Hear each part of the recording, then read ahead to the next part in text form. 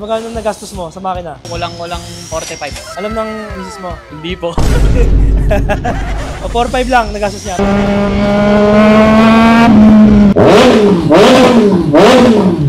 Ato tayo nga. Usually nalagay ito sa mga scooters. Alam ko nasaan lang to eh. OnePlus lang yata to.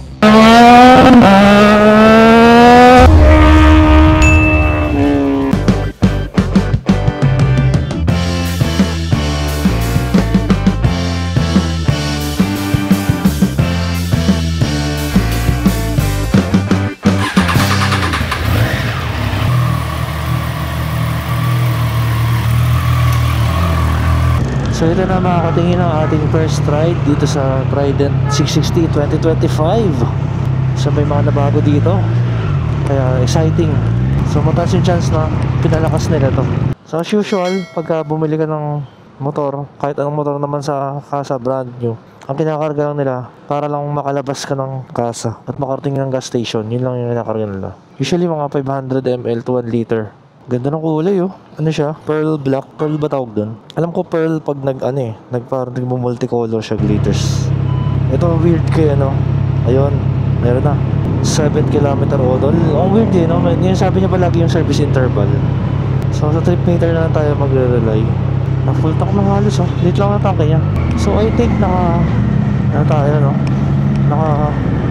sport mode na yata tayo. Hindi ko alam eh. Pero I think sport mode na ito. Maganda na yung hatak eh. Oh, maganda lang yung acceleration. So siguro kaya tumigas yung clutch niya kasi nagkaroon na siya ng additional torque. Sumisibat na siya ngayon. Dati kasi may delay yung kanyang throttle response. Woo! Nakakudwa ako to. Grabe, ibang-iba na siya. Mas maliksi daw kaysa sa CB. Grabe yun. Oh, CB kasi inline 4. Antay mo pa yung pickup ng power niya. Kalagitnaan pa ng RPM bago siya sisibat. Kaya parang ang bigat ng pakaramdam ng katawan niya. Dito instant eh oh, kung piga mo. Ano, kalahati pa lang ng RPM, sibat na siya. Simula pa lang ng RPM, nasa mga 3 to 4 pa lang meron na. 3 to 4,000 pa lang simulan siyang sumibat. Oh, 3,000 pa lang, sibat na. Lupit, galing, finally. Ito yung kailangan ng isang 3-cylinder eh, nalagay na nila. So yung behavior niya, power delivery, halos malapit na sa MT-09. So ito yung tinatawag na ngayon na baby MT-09. Pero syempre yung MT-09, yung styling niya is futuristic, kaya ito, ano to, baby SSR 900 no, kasi triple cylinder yun. Pero yun 850cc yung dati, yung ngayon naman 890. So ito 660 lang, kaya na yun baby. Diba? 660 660 diba? At syempre kapag brand new, tahimik ang makina, naka stock muffler, stock exhaust. Kaya naman tayo ngayon on the way tayo sa Caloocan dito. Red exhaust dito sa Deparo, Caloocan. And yan tingnan mo, bomba natin. Bakit sila naman natakot sa bomba? So ito, bagong-bago. Pagkalabas ng kasa, diretso exhaust na. So ito, palagyan natin to ng exhaust na hindi masyado maiingay. Napakadaling maneuver sa traffic. So perfect talaga yung naked bike pang city riding. Lalagyan ito mga middleweight na 3-cylinder kasi meron silang power at magaan, hindi masyado mabigat. Hindi mahirapan gamitin sa mga ganitong masikipan. Mukhang first gear lang tayo all the way. Ito naman ang problema sa panahon natin ngayon, sobrang traffic na. Parang pag naka big bike ka, pang ano na lang no? Pang expressway, pang city, mainis ka lang dahil hindi ka makahataw. At syempre, makakarating ka ng pogi.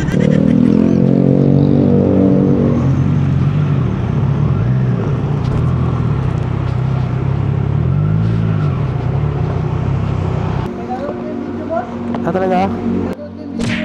Nakita mo sarili mo? Wala na eh. Wala ka doon? Di ka nagpakita kasi. Mamaya pakita ka.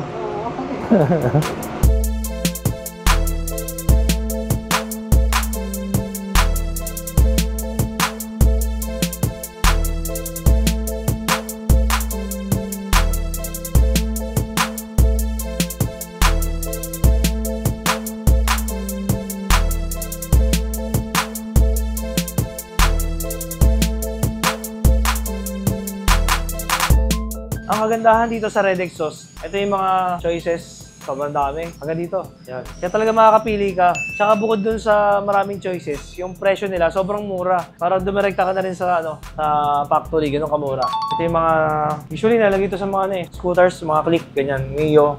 Maliliit. Alam ko nasaan lang to eh. OnePlus lang yata to. Wala pa, mga 900 lang ata to. Sobrang mura, no? Dito naman, ito yung mga less than 1,000. Ito nga, ano lang to eh. 900 ba to? Mga ganun. So yun, sobrang mura. Ito naman yung mahaba para sa mga adventure bikes, sport touring. Ito meron pa rin dito mga medium to shorty. Iba-ibang presyo. Syempre pag mahaba, mas mahal na. Pero depende talaga. Sa sobrang daming klase, mahirap makabisado yung presyo nila. Meron pang ganyan, mga mahaba, mga stainless, carbon. Huwag gusto nyo maging unique, Roblox pipe. Yan. Ang malakasan, yan. Ang pinili naman natin ngayon para maiba naman, yung hindi siya masyadong maingay on low RPM. Para nakikita ko ito eh. Ito kaya. Kasi maliit butas eh. Tsaka parang mas maganda yung hatak nito. Maliit butas. Parang maganda rin to, bago to ah. Ganda oh. Parang bagay din to. Ang laki ng butas eh. Lakas niyan. Ito yung isa. Sakto lang. Ito hindi masyado eh. Tsaka medyo mahaba siya. Ito, parang maganda to. Black pa. Tapos, masyado malaki yung butas. Parang testing natin to. Ito, dalawa. Tsaka to, tatlo. Makakapili ka talaga dito. Pinakamaingay, syempre, kailangan may pinakamaingay tayo. Ano? Pangapat. Ito siyang favorite natin, syempre. Ito, SC. 5. Ito na lang, carbon tip. Ganda na dulo, oh. Carbon dito, tapos dito. Screen. Go. Tingnan natin. Piliin natin yung pinakaswabe ang tunog.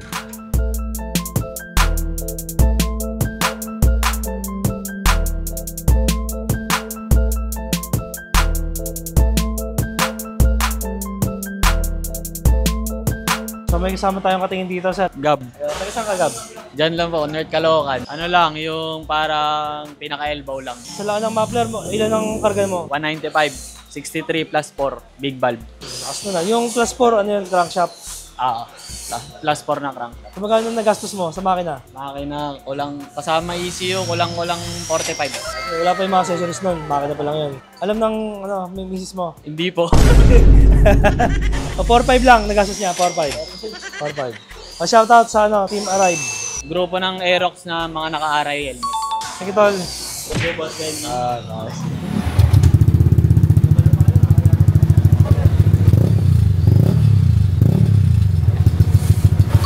This is Motomorini Escape 650. Nagpapalit ako ng muffler. Ang baling ginawa sa kanya is cut delete plus palit mismo ng muffler. Inabot lang siya ng 4.8 presyo sa akin ni Boss Red. So ito, subukan natin muna itong maliit yung tip niya. So,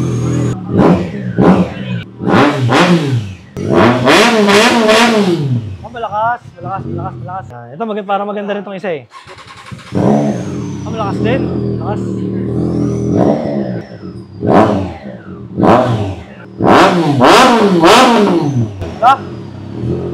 Sakit sa tenga. So, ito naman black, parang bagay na bagay pag black. All black exhaust. So.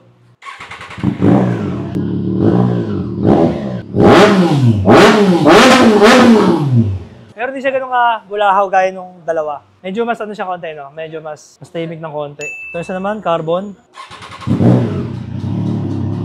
Ito talaga pag mas malaki.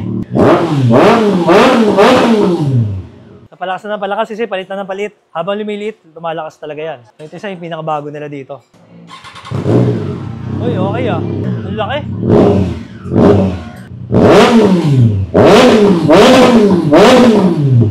Yun. Ang ganda, buong buo. So ito na yung pinakamalakas dito. Sigurado malakas to. Serino, ayan. Nag-enjoy yung installer natin, oh. Sobrang ganda ng tulog. Maganda ba yung tulog? Maganda. Maganda. Ang lakas. Ang laki.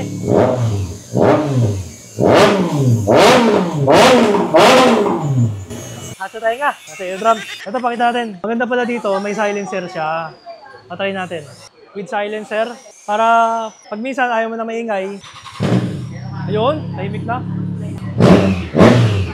Para maingay pa rin. Ayos. Yan lang pala. Shorty, tapos may silencer na kasama. Tapos ang halaga lang pala nito, 2,200 lang. Grabe no, napakamura.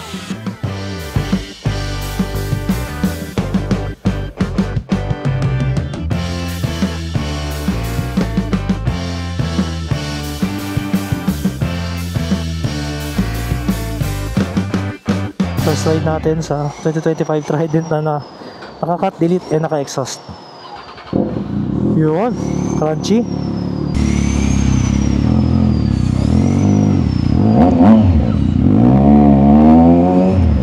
Lupit.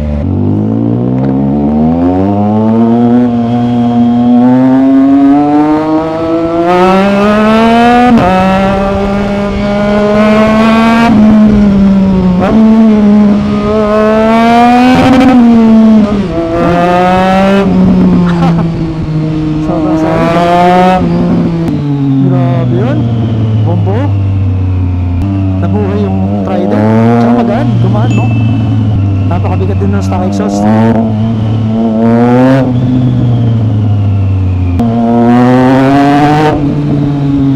Sobrang saya. Ang ganda na ito.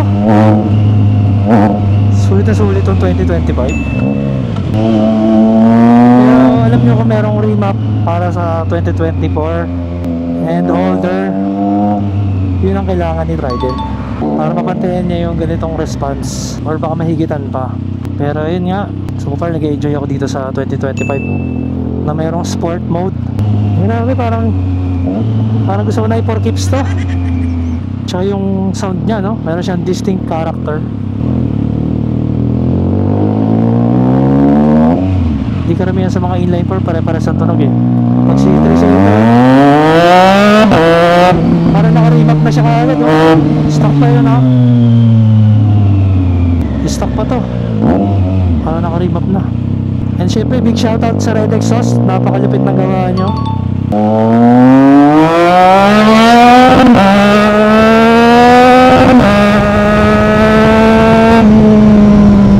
Ay, kagandahan naman sa mga ganito mid-range, middleweight. Kung sasagad mo, nauubos mo yung mga RPM niya, nagagamit mo siya.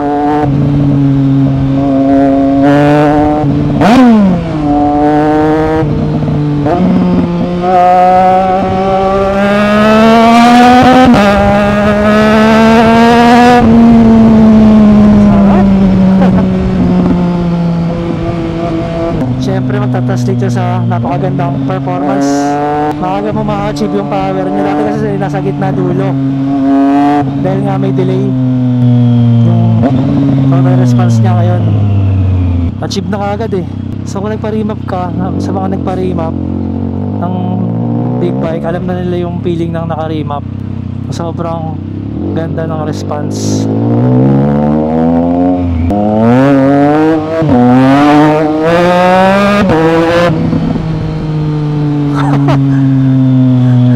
Mas masarap to sa MT-09 kasi mas magaan to.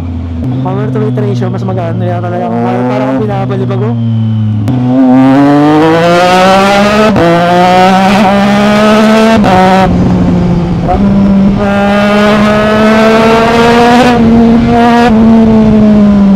Sarap sa marilawin nito.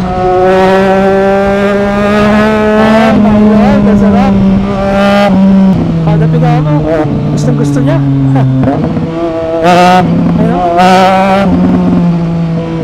Mahihingi talaga siya ng throttle. Ang ganda ng ginawa ni Triumph dito. And imagine yung Tiger 660 na bago, ganito na rin.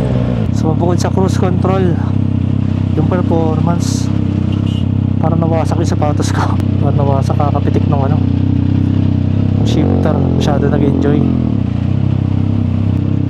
Pagka magaan yung motor at hindi ganun kataas yung seat height, madali siyang i-manage.